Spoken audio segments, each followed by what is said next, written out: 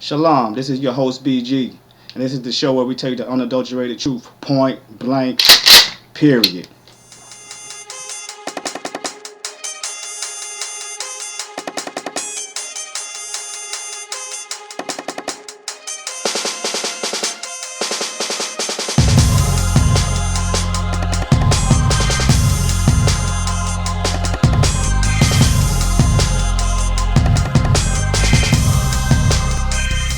Shalom, everyone, and welcome to the third installment of Point Blank Period, where we tell the truth, the unadulterated truth. Well, folks, today I'm going to be speaking on the Federal Reserve System, its deception. I'm going to give you a little history on it and show you what it's really about. The Fed is not really a good thing. Many of y'all probably don't know too much about it, not really too concerned with it. We're not really taught about the Federal Reserve in the schools. So for those of us that don't know, or those of you that don't know, here go a little lesson. All right, what the Federal Reserve is, it's a private organization that issues paper money to the United States. All right, so it's the entity that we get our money through. All right, but the thing about it is not part of the U.S. government. All right, and they are considered to be an individual, independent central bank because its monetary policies decisions do not have to be approved by the president or any executive or legislative branches of the government. All right, and their authority is derived from the statutes enacted by the United States Congress. All right, they're supposed to be subject to congressional oversight, which is the checks and balances, but we see that never happens. All right, now some of y'all might ask me, you know what I'm saying, well, what makes you think that the Federal Reserve is a private institution, not part of the government? Just because it says federal doesn't mean that it is federal. Is the Federal Reserve, is the Federal Express federal? I don't think so. All right. Plus, the former chairman of the board of the Federal Reserve, Alan Greenspan, even admitted that it's a private organization and it does not have to answer to any of our government. And I got the clip, so let's go ahead and watch it. What is the proper relationship, what should be the proper relationship between a chairman of the Fed and a president of the United States? Well, first of all, the Federal Reserve is an independent agency, and that means basically that there is no other agency of government which can overrule actions that we take. So long as that is in place and there is no evidence that the administration or the Congress or anybody else is requesting that we do things other than what we think is the appropriate thing, then what the relationships are don't frankly matter. And All right, did you hear that? Again, straight out the horse's mouth. Did you ever know about that? Did you know that? Did you ever hear that? Did they like broadcast that publicly out loud anywhere? You probably didn't know, but well, now you know. All right. Now you might want to ask me, how did the Federal Reserve come around? Well, in 1913, President Woodrow Wilson signed the Federal Reserve Act. All right. And the thing about it is when it got passed through, it was passed through on the 23rd of December of 1913. All right, and it just happened that everybody was home for the holidays that year, but it's only a certain few people that stayed back to pass the law, and they passed it where the rest of Congress could get back to the Capitol to repeal it. You know, so it kind of got in there slickly and slyly.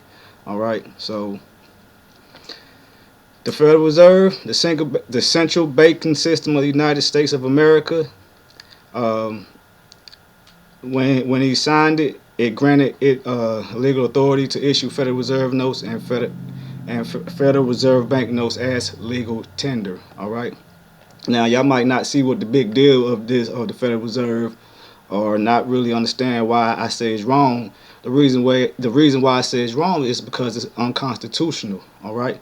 Now, according to the Constitution, Congress is supposed to print and coin our money, and this is what it says. It says, the Congress shall have the power to coin money, regulate the value thereof, and of foreign coin, and fix the standard of weight and measures No state shall make anything but gold and silver coin a tender in payment of debts.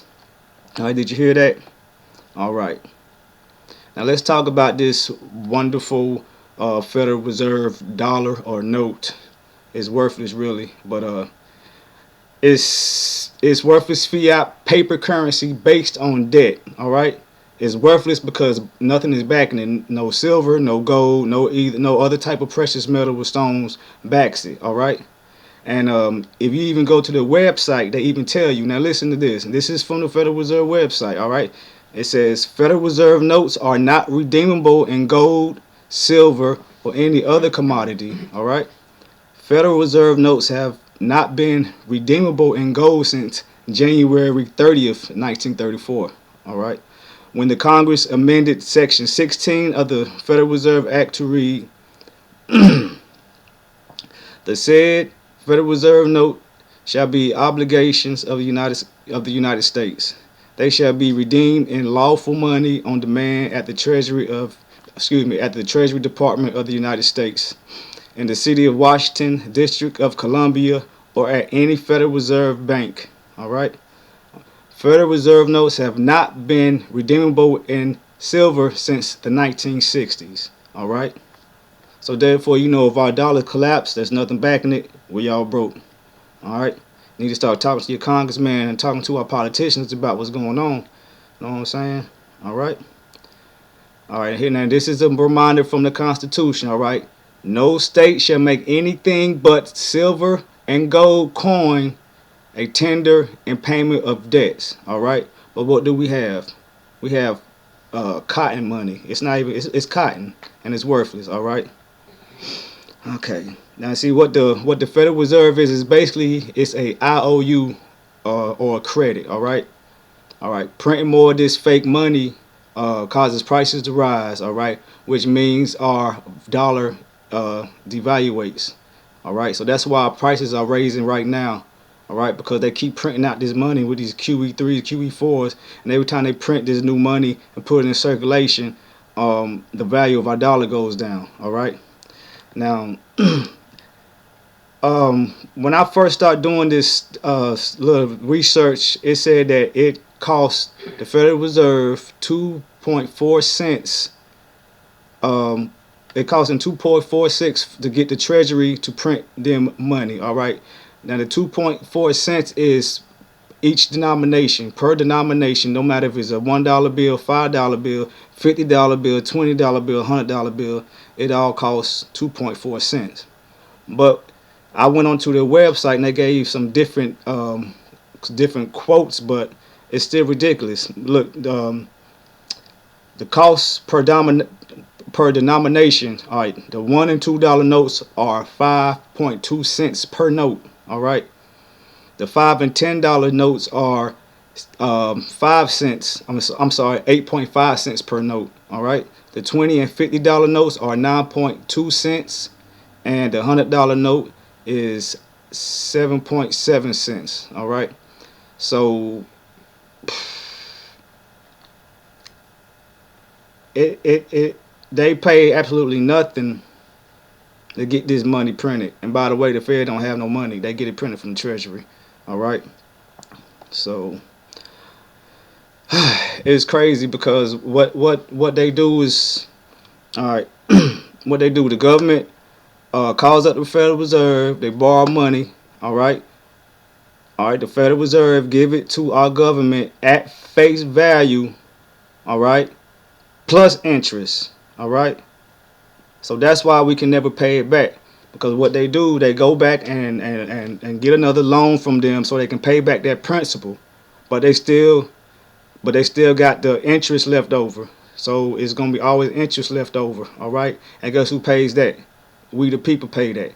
Now I got an example from offline. It's called "The Truth of the Federal Reserve System: The Biggest Financial Crime in History of the United States" by John J. Grundman. All right, and he gave an example. What he said, this is what he said: the government wants to have $1 billion in circulation to aid commerce within the nation. The government goes to private banks and asks for $1 billion. All right, the private bank Usurping authority of government creates $1 billion from nothing. All right. Private bank loans, bank credit money. Sorry, bank private bank loans, bank created money at interest to government. All right. Government issues $1 billion into circulation. All right. Government now owes $1 billion plus interest to private banks. All right. Then the private bank demands collateral for the loan. All right. And guess who the collateral is? The collateral is for the loan. All right. The collateral for the loan comes from the hides of the American people. All right. Our personal income tax is imposed on us for us to pay the interest and not the principal of the loan. All right. So there you have it. We pay the um, interest, not the principal. All right. So we're paying the government's debt, not our own. All right. So that means we're slaves to debt. Do you understand what I'm saying? Probably not. You love that green money, don't you? All right. Now, I got some quotes. Now, you remember when I was talking about Woodrow Wilson? He signed over the Federal Reserve Act, and the reason why he did that because he had a whole bunch of private bankers backing them, and he promised them if he was to win, he was going to sign that act in 1913, which happened. All right, but he did regret it. Now, this is a quote that came from him, uh, President Woodrow Wilson. He said, "I am at excuse me, I am a most unhappy man. I have unwittingly ruined my country. A great industrial nation is controlled by its system of credit. Our system of credit is concentrated. The growth of the nation, therefore, and all our activities are in the hands of a few men. We have come to be one of the worst ruled, one of the most completely controlled, and dominated governments in the civilized world. No longer a government by free opinion, no longer a government by conviction and the vote of the majority, but a government by the opinion and duress of a small group of dominant men." All right. Now he said this is back in the early 1900s. You know what I'm saying? All right. Now and then this next quote comes from a guy named Eustace Mullins, and he says, "The day the Federal Reserve Act was passed, the Constitution ceased to be the governing covenant of the American people. All right. And our liberties were handed over to a small group of international bankers." You say, who were those bankers? Well, I'm gonna give it to you. It's 8 different sets of people. All right. And here they go.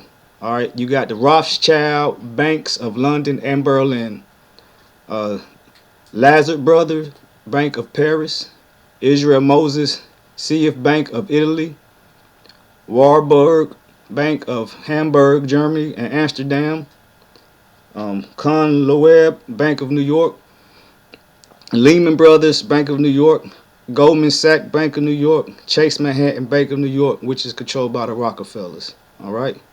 Now, before I end this today, I want to let you know that there was a few presidents that did fight against this. There was no president after John F. Kennedy that fought for this. All right. But the first president that fought against it was Andrew Jackson. He fought against it. He defeated the bank. I believe it was the Second National Bank that he defeated. And on his deathbed, he said that he defeated the bank. All right. And then you got Abraham Lincoln. All right.